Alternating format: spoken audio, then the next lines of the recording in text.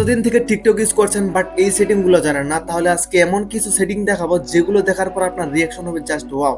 So চলুন সেই মাথা নষ্ট করা সেটিং গুলো দেখে নেওয়া যাক। প্রথমে আমি টিকটকটা ওপেন করছি। ওপেন করার পর এই যে ভিডিওটা দেখতেছেন, এইখানে যে একটা ফাঁকা অংশ আছে, এই জায়গাটা যদি আমি একটু চাপ দিয়ে ধরি তাহলে এই ভিডিওটা স্পিডে যেতে থাকবে। অনেক সময় আমরা কি করি, ভিডিওটা দেখতে বোরিং হয়ে যায়, চাই একটু স্পিড হতে থাকুক।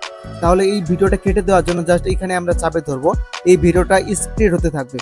অ্যান্ড সেকেন্ড, যদি ভিডিওটাতে একটু চাপ দিয়ে ধরেন তাহলে একটা অপশন আসবে অটো স্ক্রল, এইটা জাস্ট অন করে দিবেন। তাহলে কি হবে, এই ভিডিওটা যখন শেষের দিকে যাবে তখন যদি আমরা একটা প্লে করি, এই ভিডিওটা শেষ হওয়ার দিকে অটোমেটিক স্ক্রল হয়ে যাবে, আপনাকে আবার স্ক্রল করতে হবে না।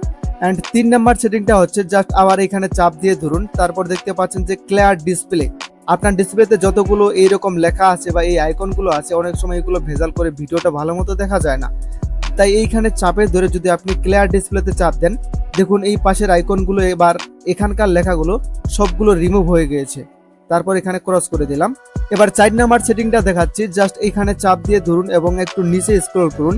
এখানে দেখতে পাচ্ছেন পিকচার ইন পিকচার, এই জায়গাটা যদি একবার ক্লিক করেন তাহলে আপনার ভিডিওটা পিকচার ইন পিকচার মোডে চলে যাবে। এই অবস্থায় আপনি টিকটকও দেখতে পারবেন এবং অন্য কাজও করতে পারবেন। অনেক সময় ভিডিও দেখতে দেখতে আমাদের এইখানে লেগে যে কোনো প্রোফাইলে ফলো হয়ে যায়, এখন কিভাবে আনফলো করবেন? আনফলো করার জন্য জাস্ট এই প্রোফাইল আইকনটাতে ক্লিক করুন। তারপর দেখতে পাচ্ছেন এইখানে একটা সেটিং এবং প্রোফাইল আইকন আছে, এখানে একবার ক্লিক করুন।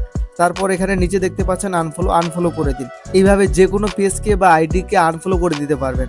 অনেক সময় টিকটকে আমাদের ভুলভাল ভিডিও আপলোড হয়ে যায়, সেই ভিডিওগুলো কিভাবে ডাউনলোড করবেন? জাস্ট আপনার প্রোফাইল আইকনে ক্লিক করুন। তারপর এখানে আপনার যতগুলো ভিডিও আপলোড করেছেন এখানে দেখা যাবে। আপনি যেই ভিডিওটাকে ডিলিট করতে চাচ্ছেন সেই ভিডিওটার উপর একবার ক্লিক করুন। তারপর এখানে যে দেখতে পাচ্ছেন 3 ডট, এখানে একবার ক্লিক করুন।